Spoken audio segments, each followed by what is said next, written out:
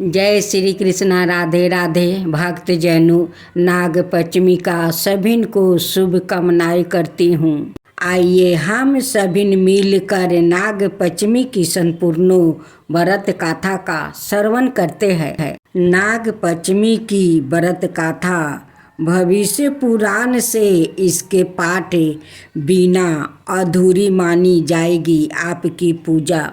नाग पंचमी पर नाग देवता की पूजा करने से आपको उत्तम लोक की प्राप्ति होती है और सर्प दंशन का भय दूर हो जाता है।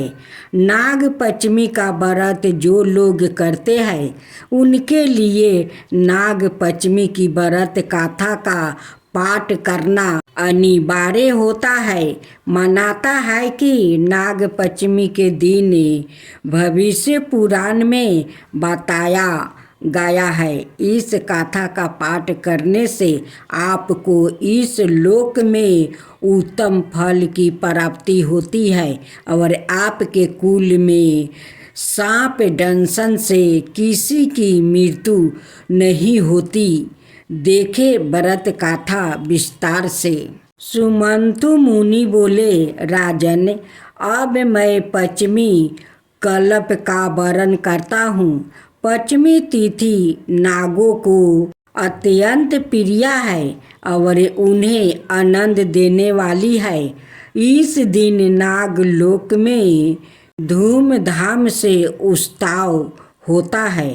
पंचमी तिथि को जो व्याकृत नागों को दूध से स्नान कराता है उसके कुल में वासुकी, तक्षक, कलियामणि, भद्रा, ऐरावत, धृतराष्ट्र, केकोट के और धनंजय ये सभी बड़े बड़े नागे आभाय दान करते हैं। उसके कुल में सर्प का भय नहीं रहता। एक बार माता के सांप से नाग लोक जलने लग गया था, इसलिए उस दाहे की व्याथा को दूर करने के लिए पंचमी को गाय के दूध से नागों को आज भी लोग स्नान कराते हैं। इससे सर्प भय नहीं रहता। राजा ने पूछा, महाराज नाग माता ने नागों को क्यों श्राप दिया था और फिर वो कैसे बच गई? इसका आप विस्तार पूर्वक वर्णन करें। सुमंतु मुनि ने कहा, एक बार राक्षसों और देवताओं ने मिलकर समुद्र मंथन किया। उस समय समुद्र से अतिशय सेवत ऊंचे साव नाम का एक अश्वा निकला। उसे देख कर नाग माता कंदु ने अपनी सवत मीनता से कहा कि देखो यह अश्वा सौते वर्ण का है परंतु इसके बाल काले दिखाई पड़ते हैं। तब बीनता ने कहा, ना तो यह अवश्य तो सेवत है, ना काला और ना लाल।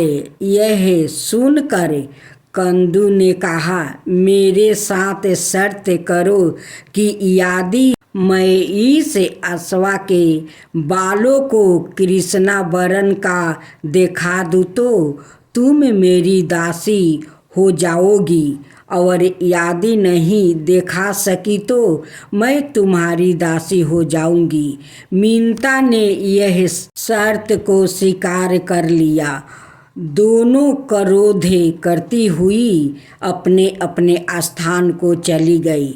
कंदु ने अपने पुत्रा नागों को बुलाकर सब वृत्तांत उन्हें सुना दिया और कहा कि पुत्रा तुम अश्वा के बाल के समान सूक्ष्म होकर उसके शरीर में लिपट जाओ जिससे यह कृष्णा वर्ण का दिखाई देने लगे, ताकि मैं अपनी सवत मीनता को जीत कर उसको अपनी दासी बना सकूं। माता के इस वचन को सुनकर नागों ने कहा कि कहाँ माँ, यह छल तो हम लोग नहीं करेंगे। चाहे तुम्हारी जीत हो या हार, छल से जीतना बहुत बड़ा अधर्म है। पुत्रा का यह वचन सुनकर कंदू ने कहा, तुम लोग मेरी आज्ञा नहीं मानते हो, इसलिए मैं तुम्हें श्राप देती हूँ कि पांडवों के वंश में उत्पन्न राजा जनमेजय जब सर्प शस्त्र करेंगे तब उस जग में तुम सभी अग्नि में जल जाओगे। इतना कहकर कंदू चुप हो गई। नागगण माता का श्राप सुनकर बहुत घबराए और वैसुकी को साथ में लेकर ब्रह्मा जी के पास पहुँचे और ब्रह्मा जी को अपना सारा वृत्तांत सुनाया। इस पर ब्रह्मा जी ने कहा कि वैसुखी, चिंता मत करो, मेरी बात सुनो।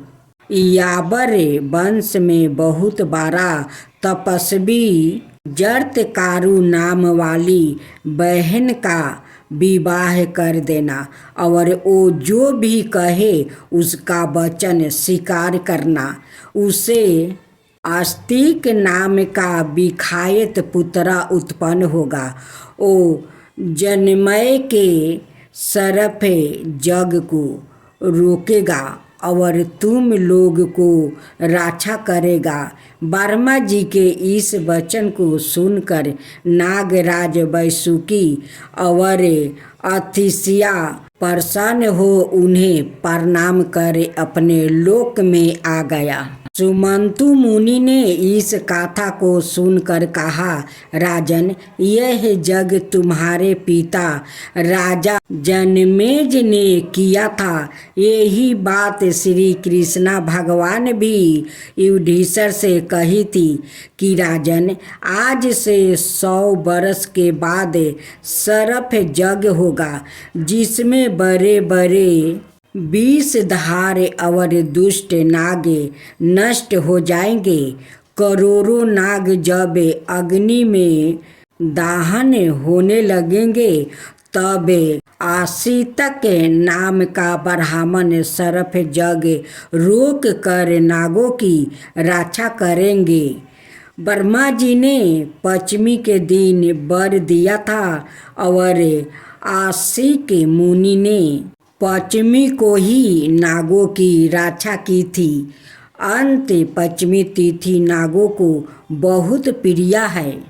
पश्चिमी के दिन नागों की पूजा कर यह प्रार्थना करनी चाहिए कि जो नाग पृथ्वी में, आकाश में, स्वर्ग में, सूर्य की किरणों में, सरोवरों में, पानी, कुएं, तालाब आदि में रहते हैं, वो सब हम पर प्रसन्न हो। हम उनको बार बार नमस्कार करते हैं।